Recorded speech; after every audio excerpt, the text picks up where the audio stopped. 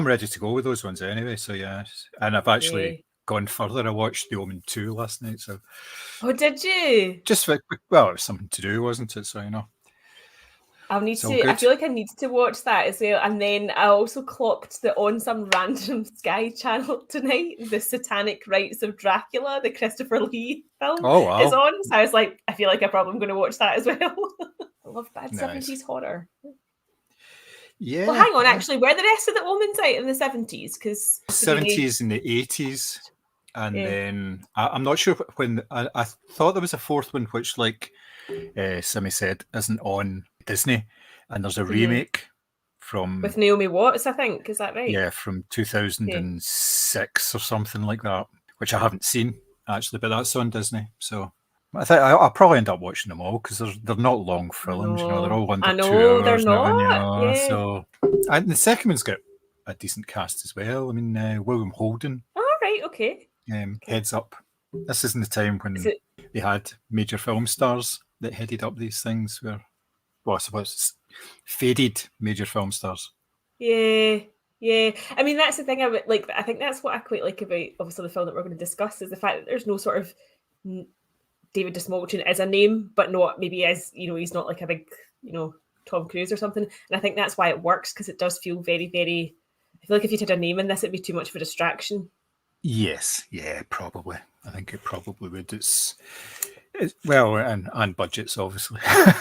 yeah, that's if you're wanting true. somebody like Mr. Cruise or someone of his ilk, then the budget skyrockets. Basically, you're talking about. There's probably a salary bracket there involved that is quite expensive. Although I assume most big stars these days, I'm not saying in lieu of a salary, but they usually just cut themselves a percentage of box office, don't they? Mm-hmm. Yeah, or they're more involved in the film. They're producers and all this sort of stuff. They've got more of a stake in the film. It may be their production company even that helps back a film or whatever. Yes, because they know they won't lose any money from it. These films rarely lose money. It's the bigger films that lose money. The ones that are spending $200 million on a superhero film and it doesn't make 400 million, which it has to do in order to break even. So these ones have a much smaller budget, so they will. And obviously they've got the backing of the likes of Shudder, then they've got a built-in buyer for it. Anyway, don't speak to me about Shudder this week. Oh dear. Well, obviously because we had our little Twitter dispute or X dispute, because I was reliably informed by Shudder UK's X account that Late Night with the Devil would be coming onto the platform on the 22nd. So I posted our review, and it just one person on Twitter got very angry because it wasn't on the platform, and it all descended into chaos from there. I haven't even gone back to check if it's on it now, but it must be. I would think so, yeah.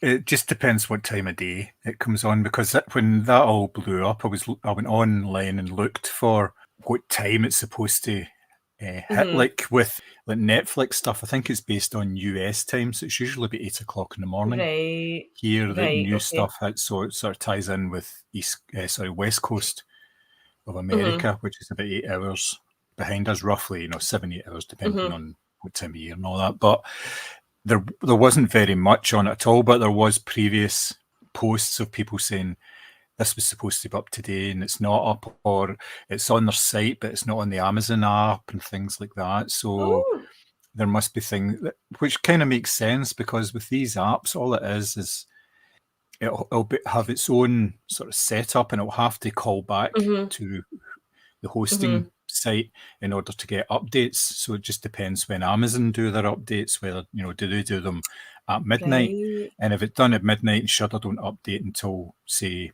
6 o'clock in the morning, then Amazon aren't going to update. You're waiting until the on following that day. Or how many times a day they update and things, because I would imagine it wouldn't be many, because there won't be that many changes for them to actually, or they'll have it arranged with Shudder, what time they do it. There'll be a whole process behind it, but there will obviously be problems in that if something isn't up in time, then it might get missed. So therefore, you see it on the site, but you don't see it on whatever streaming service is actually hosting it. It can be a wee bit funny that way, I would imagine, with some of these subscription things. But most people, as in the majority of people, would not even notice. I don't think they just wouldn't. It would just because they would be watching them in the evening. Well, that is the thing. I think unless you are, you're maybe off work that day or whatever, and you're absolutely desperate to see, something that's got a release date of X, and you're on the platform constantly refreshing, I think that you would notice. But most people are like, oh, that's out today, I'll catch that after work, or, whatever other commitments they have. And so, yes, I haven't gone back on Shudder to check actually to see if it's on there now, but I'm going to assume that it is, because they did put it out on their Twitter that the 22nd was the... Oh, it will be. It would have probably been up on the day, but some people are just a little too impatient for their own good. True. And I'll leave it at that before I start getting tweets thrown my way as well about it, which was all about... It's all about... Oh, honestly, I mean, I replied super politely just with a link to Shudder UK's own page to say, here's the release date, and it just descended into chaos. I really I don't understand that. I think that even if it wasn't on the site, like as I say, that very day, I wouldn't feel compelled to comment on something like that. But hey, I don't. That's just me. Yeah, it does. It was something and nothing, and I think it's obviously kind of blown over now. I think. Well, you never know, really. So, I know, but we better make sure that every film review that we put out from now until like the end of time, the release dates are super accurate for whatever platform or in-person screen they're coming to, and we'll keep ourselves right that way. Well, we're going to break that quite soon without even doing anything, because I was looking back at my basic incompetence at actually getting podcasts out in any sort of order, and there's a couple in the backlogs, and one of them is the translators. Do you remember we did that? Oh my god, yeah, exactly, yeah. And that was it. Was that last year? It was the year before. It was 2022. Oh my god! But we did it because it had played at the Glasgow Film Festival, and then I managed to get a dodgy screener of it and gave it to you so you could watch it, and I watched it again so we could talk about it, because I thought it would come out at some point, but it's just never seemed to have appeared anywhere, and I'd been holding off until it actually got released, but I just never saw it anywhere. I think it appeared at the London Film Festival as part of a French cinema strand. No, but again, that was maybe about a year or two ago, so not recent. But yeah, is that honestly never had a release? I don't think so, because it's never been discussed in any of the... Like, I listened to a few podcasts and they talk about stuff that's come out either in the US or come out here, and they would have mentioned something like that, because it was it's got a decent cast, and it obviously costs not a lot of money, but it cost a fair amount of money to make it, and it wasn't like... It wouldn't be like a totally minor release. No. I don't think so. No, it seems a bit weird, and especially now that with all these sort of mystery programs and films, like the Glass, like obviously Knives Out and Glass Onion. Yeah, he's going back to sort of Poirot types, even Poirot coming back. You would have thought something like that, which was a kind of a locked room mystery, would have been. Somebody would have thought, well, we'll stick that out there and we might make some money back on the money or what we've done, or it's been completely written off. There's that as well, I suppose. Oh, that would be horrible if it was. That was a really good film. I really enjoyed that. I forgot we had done a wee pod on that. Exactly, actually. Because I'd put it to the side, thinking, right, I'll hoping it would get when the time's right, but it's just never happened. So it's... Oh, that's a shame. I know, it's very weird, but I digress. So, no, I think it is funny when you see a film like that and you're passionate about it when you watch it, and we've obviously had a chat about it and enjoyed it and all the rest of it. And this happens. I am still trying to find a copy of this Italian film that I saw at the Glasgow Film Festival years ago called 5 is the Perfect Number, because I couldn't stop raving about it at the time. And it's a shame when you see a film like that you're so engaged with and you want to tell people about, and then it just disappears from the ether. There's no cinema release. You can't find a DVD or a Blu-ray. It just disappears. I think that's such a shame. Yeah, you might find it would be on like Italian services or something, but it wouldn't actually get. Right. Yeah, it may actually get just a sort of local release and nothing else, which is kind of weird, but you can understand it. And again, that's a shame because that film, Tony Servillo is the main character, obviously quite a big, well-known actor, and it's based on allegedly a very famous Italian graphic novel. So again, you would think, oh well, maybe you'll pull in the graphic novel crowd, or you'll pull in people that quite like, the actor or whatever, and nothing. It's just completely disappeared as well, which is so random how that works. I know. I don't understand it, to be perfectly honest. I think it must all just come down to money. People are not willing to like everything in life, yeah. They're just not willing to distribute certain titles because they won't make money. But the likes of that, I mean, I'm sure that film featured. There's in the same way there's a French film festival. There's also an Italian film festival that they have every year, which has about a dozen titles, and I'm sure it would have featured in that, and then obviously disappeared without trace again. But it doesn't make any sense at all. But I don't know. I really don't know. There's so many films here. I suppose you hear stories of films that take years and years to actually come to the screen here. 7 or 8 years for a film and all that, if it actually gets there in the first place. So, well, as we discussed on Monkey Man, the amount of time even filming with that, it's just a shame when there's so much pish out and there's actually good stuff that's sitting in a vault somewhere that could, be distributed and shown in cinemas and all the rest of it. Yeah. Oh, speaking of cinemas, did you see that my VU, as I call them, are in, well, not trouble, but they've basically admitted that they use AI to do their programs. No. And so there's some sort of, I can't remember what the case is just now, but there's some sort of case being heard, and one of the sort of bigwigs at the VU has come out and said that they use AI to do all their cinema programming, so they don't actually put any thought whatsoever into what's going into their screens every week. They just leave the AI to do it.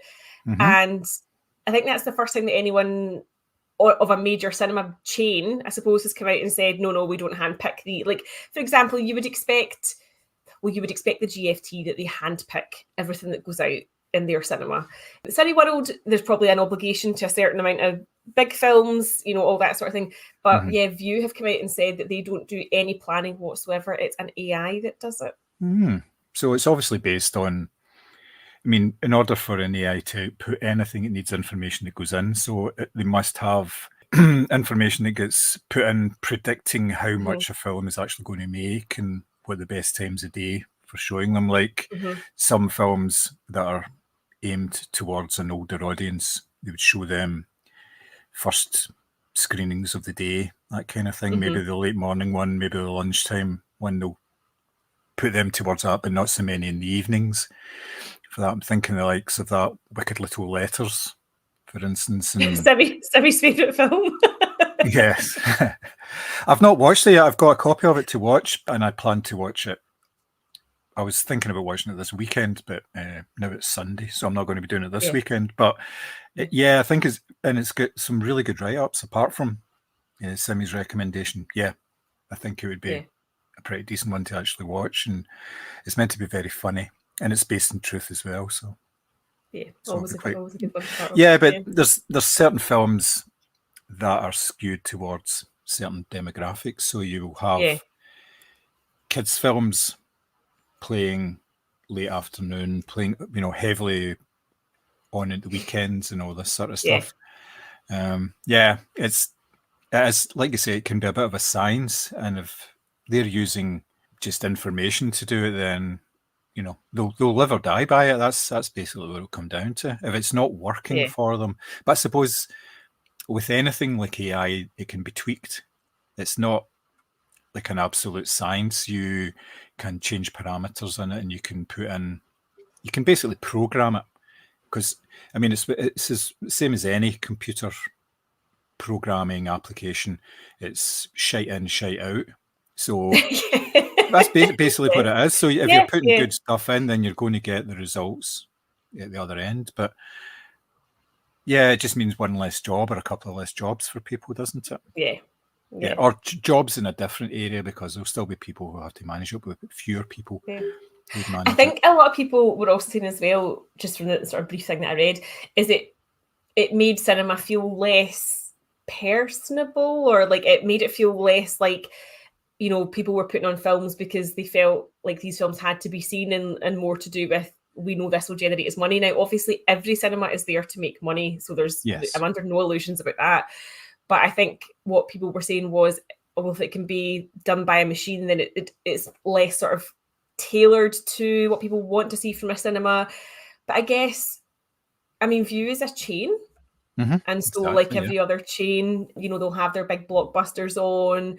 And, you know, during the film festival, they did have that thing where it was like £5 Oscar nom ones, because I did go and see the Zone of Interest in there as well. But again, that was like a random Tuesday afternoon, and I think it was me and a couple other people in there. So maybe that wouldn't have got as long a run had it, you know, it does sort of raise the question, I suppose, about, I don't know, cinema somehow becoming like less, I don't know, with the human touch, because, you know, they're saying like within 5 years we'll have like AI soap operas, and then it'll move to like AI films. And I'm quite sure we'll talk about AI when we talk about the film we're going to talk about today, because obviously there's a wee bit of controversy there as well. But yeah, it somehow takes the human element out of going, which I do understand on some level, because it's like not somebody's like picked the films out, you know, it's just, oh well, the machine tells us that this will do well on a Saturday afternoon at 3, and this will do well on a Monday morning at 10, sort of thing. I don't know. Yeah, you're right. It can be a little impersonal, but the other side of that is, especially with cinemas like the View Cinema, or the Voo, as you call it, obviously. The thing is, when I say View now, it just doesn't even feel right in my head. It's Voo, and that's it. The last time I was there, I cannot remember what film it was I went to see, but I had the whole experience of going to the cinema without actually speaking or even seeing a member of staff. Oh, same. Yeah. When I went to the Zone of Interest, I did not interact with a human at all. Yep, I didn't even. There wasn't even somebody there to check my ticket or anything. No, because I got a QR code in an email, which I scanned to go in. Yeah, there was no people there. Yeah, there's nobody at all, and even there wasn't, at the time when I went in, there wasn't even anybody on the concession stand or anything. So I just went in, knew what seat I was in, sat down, watched the film, and then left. And it was like, you know, totally impersonal. And that's, I mean, Cineworld's not much better. They have one person that maybe scans your ticket, and that could be the only person that you see in the whole, you know, the whole sort of cinema experience. Nobody comes in and checks the cinemas, because usually, or it used to be, somebody would come in at least twice and check the cinema to make sure, one, that the film was actually playing properly. They'd come in maybe after about 5 minutes, and then they would come in later on to make sure that, you know, nobody was filming or anything like that. Do you know, but now you don't really get that. The last 2 times I've been to the cinema, Monkey Man and The First Omen, they did have, and they had like those, like what I call the night vision goggles on. Yeah. So they did come in cinema, but I don't know if that's just because they were such big releases that maybe there was more care and attention given to that than, say, I don't know, a smaller budget film. I don't know, but I will say that I definitely did notice that, because for me, it's the first time in a wee while that I have noticed it, which is why it stood out to me.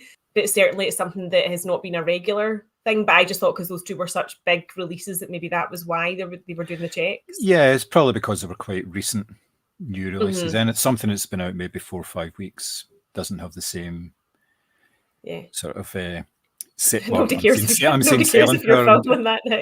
Aye. But that time, if something's, we're seeing it more and more now, that a film that may be out 5-6 weeks has already debuted on VOD or whatever. Because Dune, for instance, which is just finishing its cinema run, I think it's still in a few screens. So I think it's still in Cineworld and Renfrew Street. I think it's available to buy already. So I mean, you're talking six weeks or so. But that most films don't do that. They don't do that business, that they stay in the cinema for 5-6 weeks. Things like Wonka and Dune, both Timothée Chalamet films, yes, but a lot of films they have a lifespan of maybe 2-3 weeks, as we have found out to our cost, because if you put something off, put off going to seeing a film in the first week of its release, sometimes it's not there in the second week because they just change the schedules. It's just, And the thing is, it's frustrating when it's something you really want to see, and it's like, oh, well, you can see it at a Tuesday at 11:15 when most normal people are in work, so you don't even get to see it, like, and even when they are playing it, they're playing it at a time that you just think, well, who's going to go and see this? Obviously, it's not going to do well at the box office if you're putting it on at that time. Yeah, that type of release and scheduling sounds like it's almost like an obligation, doesn't it? That they're obliged to take on so many films from a certain studio and play them, and they can point to it and say, look, we played your film 14 times as per our agreement, but those 14 times were a Tuesday lunchtime, or whatever. Yeah, it doesn't make... Yeah, oh, sorry you didn't make any money. Like, well, I wonder why. Yeah. And in that sense, it does feel like some films are set up to fail almost, because if you are a smaller film and you're coming out on a weekend where, a Mission Impossible or something is coming out, then you're not going to get the good slots. And actually, whether you're a good film or not is almost irrelevant, because the big film that has spent a lot of money with cinema chains or whatever to ensure distribution, it's going to win out.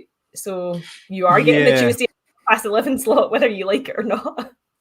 Yeah, I remember back when there was like a number of like really big releases quite close to each other. I think they were all basically superhero films. And on any given day in the first week of the release, I think it was Cineworld in Renfrew Street again, which has got 18 screens. And it might have been Endgame or Infinity War, it doesn't matter. But the film was showing, I think it was 40 times during the one day, which over 18 screens is, not much, but that's a number of... I know, but they wouldn't put it on if people weren't wanting to see it because there was such demand for these films. But that meant that there were far fewer films getting shown, far fewer different films. So they may have the same number of films showing, but some of them only had one showing per day, and it was like a stupid time just when it could fit in a slot. Yeah, it doesn't do anybody any favours. And the likes of the independent cinemas tend to shy away from that. They may still show these bigger films, or the sort of regional cinemas as well, sort of local cinemas. They will show these big films because they bring in the money, but they'll also program other stuff around it. But it's like I say, it's difficult to program something around it when the films are not being released on the same week as these big films, because they stay away from them. It's well known that you stay away from a Mission Impossible film or a Star Wars or, not so much a Spider-Man adjacent film, but these days, but there are there are still films that other films tend to shy away from, and that's why they plan their dates so far in advance. It's to give notice that this is the weekend that we're coming in, and others won't try and program anything against them, so therefore there'll be more money for them to make that weekend as well. So it's all about the moolah. That's what it's all about. Oh, it always is. Speaking of that, I see Craven the Hunter's been delayed until I think it's the 13th of December, which was supposed to be kind of summer hit, wasn't it? So pushed it right back. And I wonder if that's the Madam Web effect. It might be Aaron Taylor-Johnson saying, look, I've got a shot here at James Bond, going to delay the Kraken movie or the Craven movie until it actually gets worked out. Because I don't know if that would do him any favours. Yeah. No, I don't think so. But yeah, you're right. Maybe he's just waiting to get the ink dry on the old 007 contract before he was there a reason given for it?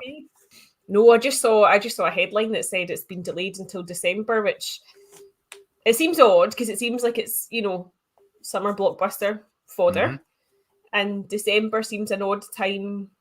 Or is it an odd time for a superhero movie? I don't know. It seems like an odd time.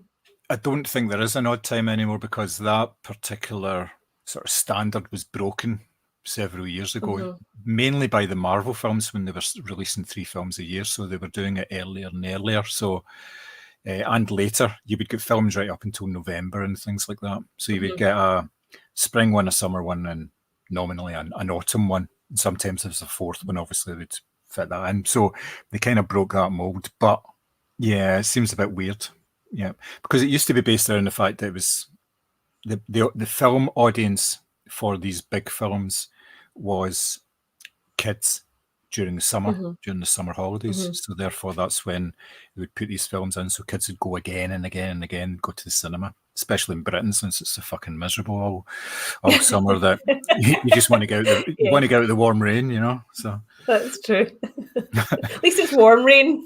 Yes, that's how you can tell it's summer. Although last night there was hailstones in Glasgow. Oh, not here. We've genuinely had glorious sunshine all week. Yeah, no, it was nice here yesterday, but I went into town last night. When I got back to the car, all the roads were like almost like waterlogged. Really? I know it must have just been like in Glasgow city centre, because by the time we got back out to Kirkintilloch, it had been dry and it looked as if it hadn't been raining at all, but it looked like hailstones because there was cars with like sort of this icy bit on top of them, and you're thinking, oh my, bit weird, but yeah. I was in Edinburgh on Tuesday and it was absolutely gorgeous there as well. And I always feel like usually if it's nice in Glasgow, you go through to Edinburgh and it's its own climate, but actually it was really, really nice there as well. And then just to be obviously in the office, and even today is really, really nice, which is so unusual. And I'm really hoping it's not like this is it. Yeah, we're having our summer early. We're having our May summer early. Yeah. So I'm really hoping that this actually continues, especially because it does. Everyone that I've spoken, it's funny because I was in T-Mark on Wednesday, Thursday this week, and I was speaking to her at the till, and she was like, "Oh my God, has it not been winter for years?" She was like, "Tell me how sunny outside." I think she was coming to the end of her shift, and I was like, "It is," and she was like, "Oh, I'm so excited." She was like, "I can't wait to go outside," and she was like, "And I don't even have my big coat anymore or my gloves," and it's like it does feel like everyone's been buried in like heavy, hot, dark clothes for months, and all of a sudden, because it's like 12 degrees in Glasgow, everyone's been in town, taps off, sitting out in Blythewood Square for lunch and stuff like that. It's actually been really nice. Puts everyone in a good mood. I know. Yeah, it makes a pleasant change. It really does. It'd be nice. That's why I think we're looking bronzed. Thought you were maybe just sitting outside for a bit. No, well, I have been out work, like doing stuff in the garden and stuff like that, because we're trying to sort it out this year, because it's been a bit of a mess for the last couple of years. And yeah, so we've been spending a wee bit of time doing stuff like that, but only like an hour at a time. So it's not and I kept my top on because it's not that warm. Thank you very much. No, it doesn't need to be warm. But that's a very Glasgow thing. It doesn't need to be warm as long as the little yellow ball in the sky. Any excuse to be cutting about town with your shirt off. Yeah. Not me, obviously, but other people. I'm still head to toe in black. That's the way I like it. Yeah, it works. It's a look. It's a fashion statement. That's it. People will stay away once they see the resting bitch face and the fact that I'm head to toe in black. They'll be like, "Whoa, do not approach." I really want to go and watch that film again. It's just so good. Like I say, I watched about 40 minutes of it. Because right when you said it was about 11:20, said, "Oh, we'll do it at 1." Thought, brilliant. Stick the film on. Then went and had some lunch. Then watched another sort of 15 minutes of it just to refresh my memory on it. So yeah, that's good. Yeah. Definitely worth a second watch. Yeah, and also I would be so up for it. Honestly, Anatomy of a Fall. I think I have watched that particular segment where they have the fight in the kitchen about 16 million times, just because what she says is so. The first time I watched it, I was like, "Fuck, that hurts," and it's not even me; it's directed at. Like that is so rough. Yeah, that is such a good film, and all the messy at the Oscars chat was like the highlight of awards season. No, it was good. Definitely good. It was one that I knew I would like it, but I kind of put off watching it for some reason. I don't know why. And then it's on Amazon now, so I ended up watching it. So is The Zone of Interest, I believe. All right, okay. Nice. I think we've got a Sandra Hüller double bill, potentially. I mean, she's excellent in both films. But yeah, Anatomy of a Fall didn't know anything about, and I think it's like a wordy courtroom drama, which I wasn't expecting. Yeah. But I really, really enjoyed it. I mean, she's phenomenal. Yeah, it's the majority of it's people talking in rooms all the time. And sometimes that doesn't work, but when it does work, it's excellent. It's usually quite gripping, and that's all got to do with the writing. the way that it's set out. So yeah, it's all good. Yeah, I'm going to see The Fall Guy tomorrow. Oh, I know how that is. I'm on the fence. The trailer's not doing anything for me, I have to say. Yeah, I don't know. It'll either be really quite light and funny, or it'll just be a bit rubbishy. So I'm going to see that, and I'm going to go and see Kong, the Kong Godzilla film as well. It's been out for a couple of weeks. Oh, right, okay. I was going to say, there can't possibly be another one, but yeah, it's the same one, right? Yeah, it's the same one, yeah. It's just, I think it's close to the end of its run, but I've got time tomorrow afternoon, and Cineworld are doing a deal where you can get into any film for the whole of April. So, you don't need to pay an uplift charge to get a 4DX film. So this is a 4DX film, so I'm going to go and see that tomorrow. I think there's another one I'm going to try and take in. I can't remember what it is, though, but we shall see. There's bound to be. I definitely need to get that night watch and day watch. I also rewatched Mad Max Fury Road. Very good. Yeah. In preparation for Furiosa's coming out. Yeah. Love Lies Bleeding. That's the other film I'm going to see. That was the one at the opened. Okay, so we have to do a pod on this because I really, again, need to know your thoughts on this because, again, I feel like having sat in the room, the ending was very, very divisive in the audience. All right, okay. I think that would be keen to hear your thoughts on that. Yeah, that would be a distinct possibility. Be quite into doing that, yeah. Especially if I've seen it tomorrow. So, Civil War. That's the other one I'm going to go and try and see. I'm going to try and make a sort of full day of it. What is so I really wanted to see this, and then I was reading all this shit that Alex Garland is this right-wing nut, and that he's actually included real life vox pops from right-wing nutters in the film. Let me know how it is, because I'm now kind of on the fence about seeing it, because that's put me off a little bit. All right, okay. Yeah, I didn't think that he was that type of person at all, but neither did I. But I keep reading all this stuff, and I don't know if it's just because of the use of the vox pops in the film that people are making assumptions, or if this is a legitimate thing. But I'm on the fence. Let me know how it is, and then I'll decide. Yeah, because previously it's always been on the sort of side of science and everything, and that doesn't kind of tie in with what those. That was my thought.